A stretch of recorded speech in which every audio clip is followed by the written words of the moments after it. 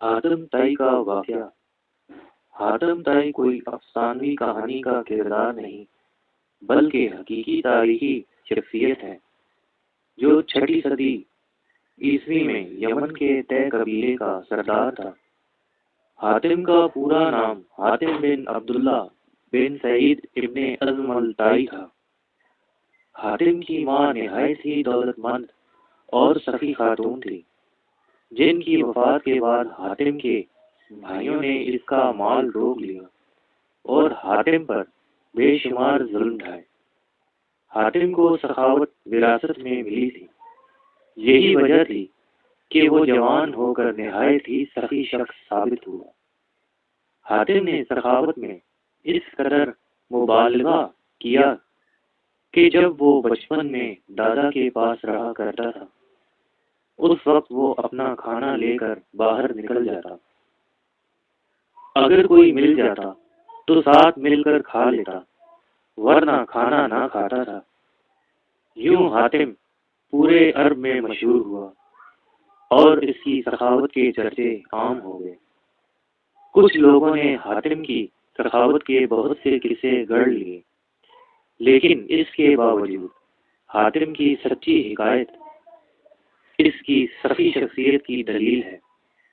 عرب میں جبل سمرہ کی چوٹی پر واقع ایک مقام تھا جہاں حاتم رات کے وقت آگ جلایا کرتا تھا تاکہ علاقے سے گزرنے والوں کو راستے کی رہنمائی حاصل ہو سکے۔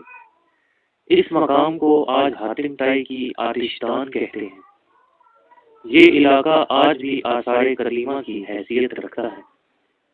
ابن عربی کے مطابق حاتم ہر میدان میں کامیاب تھا، خواہ وہ جنگ ہو یا مقابلہ ہو، کھیل ہو یا سخاوت ہو۔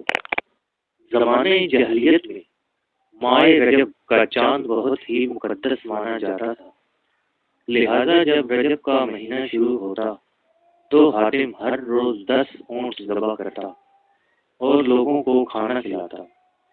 یوں تو حاتم کے سخاوت کے اور فراخ دلی کے قصے بہت سارے ہیں، لیکن چند ایک جو بہت ہی مشہور ہیں کہ روم کے بادشاہ کیسر کے دربار میں ایک دن حاتم طائی کی سخاوت کا تذکرہ ہوا۔ ایک شخص نے بتایا کہ حاتم کے پاس عمدہ نسل کے گھوڑے ہیں جو نہایت ہی خوبصورت ہیں۔ حاتم کی تعریف سن کر بادشاہ نے کہا، جب تک کسی آدمی کو آزمایا نہ جائے اس وقت تک اس کے بارے میں کوئی رائے قائم کرنا عقل کے خلاف ہے۔ بادشاہ نے کہا، جاؤ اور حاتم کی سخاوت کے بارے میں ہمیں معلومات فراہم کرو، اس سے کوئی ایسی چیز طلب کرو جو اس کی نظر میں سب سے زیادہ قیمتی ہے۔ درباری نے کہا کہ حاتم کے لیے سب سے زیادہ قیمتی اور عزیز اس کا تیز رفتار گھوڑا ہے، لہذا بادشاہ نے یہ حکم دیا کہ حاتم سے اس کا گھوڑا مانگو اور میرے پاس لے کر آؤ۔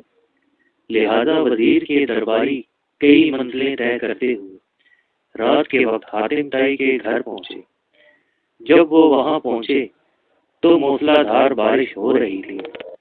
ایسے خراب موسم میں گھر سے نکلنا نہایت ہی مشکل تھا، لہذا مہمانوں کے کھانے کا انتظام کرتے حاتم نے اپنے گھوڑے کو ہی ذبح کر لیا اور دسترخوان پر لذیذ بھنا ہوا گوشت پیش کیا۔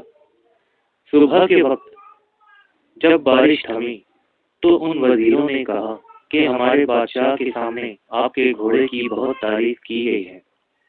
بادشاہ چاہتا ہے کہ آپ اپنا گھوڑا بادشاہ کی خدمت میں بطور نذرانہ پیش کر دیں۔ وزیر کی بات سن کر حاتم نہایت ہی افسوس کے ساتھ کہنے لگا کہ وہ گھوڑا تو میں نے آپ کو رات میں کھلا دیا۔ وزیر نے کہا، ہمارے بادشاہ کے سامنے آپ کے گھوڑے کی بہت تعریف کی گئی تھی، یہ بات اگر بادشاہ سنے گا تو وہ آپ کی سخاوت کا بھی قائل ہو جائے گا۔ سن 578 عیسوی میں حاتم کی وفات ہوئی۔ حاتم کی وفات کے بعد اس کا بیٹا عدی طے قبیلے کا حاکم بنا۔ وہ 9 ہجری میں مسلمان ہوئے۔ ان کے اسلام لانے کا واقعہ بہت ہی مشہور ہے۔ علی اپنے قوم کے سردار تھے۔ قوم پیداوار اور مال و غنیمت کا چوتھائی حصہ ان کی نظر کیا کرتی تھی۔ انہیں مسلمانوں کے سخت دشمنی تھی۔ وہ عیسائی تھے اور اسلام کو عیسائیت کا رقیب سمجھتے تھے۔ سردار ہونے کی وجہ سے نبی صلی اللہ علیہ وآلہ وسلم کا اقتدار ان کی آنکھوں میں کھٹکتا تھا۔ یمن کے قبیلے طے نے اسلام کے خلاف بغاوت کی۔ حضرت علی ان دنوں یمن کے گورنر تھے۔ انہوں نے بغاوت کو ختم کیا اور بغاوت کے لیڈروں کو گرفتار کر کے مدینہ بھیج دیا، یعنی صفانہ بنت حاتم۔ وہ بھی نبی صلی اللہ علیہ وآلہ وسلم کے سامنے پیش کی گئی۔ انہوں نے کہا کہ میں سخی حاتم تائی کی بیٹی ہوں۔ میرا باپ بھوکوں کا پیٹ بھرتا تھا اور غریبوں پر رحم کرتا تھا۔ اس پر نبی صلی اللہ علیہ وآلہ وسلم نے فرمایا، تیرے باپ میں مسلمانوں کی سی خوبیاں تھیں۔ اگر تیرا باپ مسلمان ہوتا تو یقیناً ہم اس پر رحم کا معاملہ ہی فرماتے۔ اس لڑکی کو رہا کر دو، کیونکہ اس کا باپ اعلیٰ اخلاق کا مالک تھا اور اللہ اعلیٰ اخلاق کو پسند فرماتا ہے۔ لہذا نبی صلی اللہ علیہ وآلہ وسلم کے اس احسن سلوک سے متاثر ہو کر عدی اور ان کی بہن صفافہ نے بعد میں اسلام قبول کر لیا۔ امید کرتا ہوں آپ کو میری یہ اسٹوری بہت پسند آئی ہوگی۔ مزید اس طرح کی اسٹوریز سننے کے لیے میرے چینل کو سبسکرائب کریں، ویڈیو کو لائک اور شیئر ضرور کریں۔ بہت شکریہ، ملتے ہیں نیکسٹ ویڈیو میں۔ اللہ حافظ۔